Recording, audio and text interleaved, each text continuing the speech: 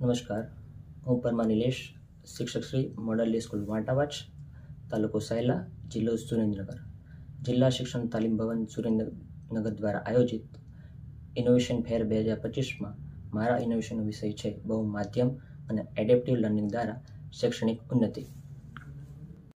અહીં adaptive learning એટલે કે વિદ્યાર્થી પોતાની ગતિ અને બુદ્ધિશક્તિ પ્રમાણે શીખી શકે, જ્યારે બહુ માધ્યમ એટલે કે શૈક્ષણિક ક્ષેત્રે વધુ અસરકારક બનાવવા માટે શિક્ષક શૈક્ષણિક સામગ્રી, પદ્ધતિ, પ્રયુક્તિ જેનો ઉપયોગ કરતો હોય જેને બહુ માધ્યમ કહેવાય છે. આપણે જાણીએ છીએ કે આજના આધુનિક અને ટેકનોલોજી યુગની અંદર બાળકોને શિક્ષણ પ્રત્યે પ્રેરિત કરવા, અભિમુખ કરવા એ શિક્ષક અને શાળા માટે મોટો પડકાર છે. અને જ્યારે માધ્યમિક શાળામાં એસએસસી ધોરણ 10ના વિદ્યાર્થી હોય તો એવી શાળાનું ઊંચું પરિણામ કેવી રીતે લાવવું એક સમસ્યારૂપ છે.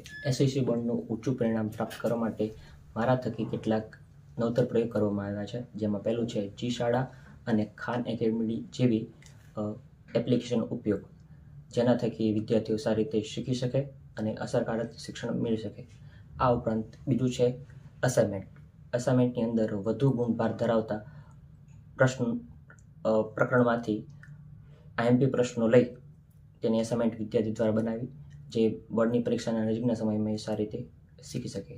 ત્રીજું વસ્તુ છે કોન્સેપ્ટ મેપ અથવા તો માઇન્ડ મેપ. માઇન્ડ મેપ એ વિષય વસ્તુનું વધુ સ્પષ્ટીકરણ અને વિષય વસ્તુ સરળ બનાવવા માટે પાઠના અંતે અથવા તો અભ્યાસક્રમ પૂરો થાય ત્યારે આપવામાં આવે, જેના દ્વારા વિદ્યાર્થીઓ પરીક્ષાના અંતિમ સમયની અંદર સારું પુનરાવર્તન કરી શકે.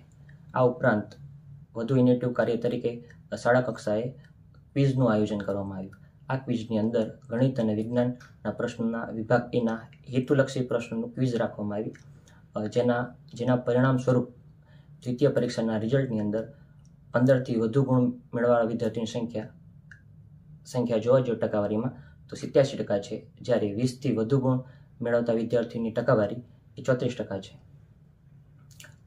આ ઉપરાંત શાળાનું વધુ ઉત્તમ પરિણામ મેળવવા માટે બીજા કેટલાક પ્રયત્નો કરવામાં આવ્યા છે, જેમાં ડેલી ગૃહ કાર્ય તરીકે ગણિત અને વિજ્ઞાનનો એક પ્રશ્ન લઈ તેને 3 વાર લખવાનો અને તૈયાર કરવાનો.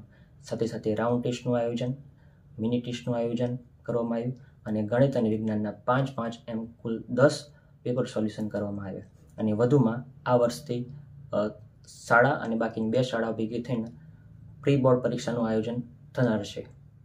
આ ઇનોવેટિવ પ્રયોગના આધારે મને એ પરિણામ જોવા મળ્યું કે વર્ષ 2021-22ના ગાળામાં શાળાનું પરિણામ 65% હતું, જ્યારે 22થી 23 વર્ષના સમયગાળામાં 78% થયું અને 23થી 24 વર્ષના સમયગાળાની અંદર શાળાનું મહત્તમ પરિણામ એટલે 95% પ્રાપ્ત થયું. આભાર.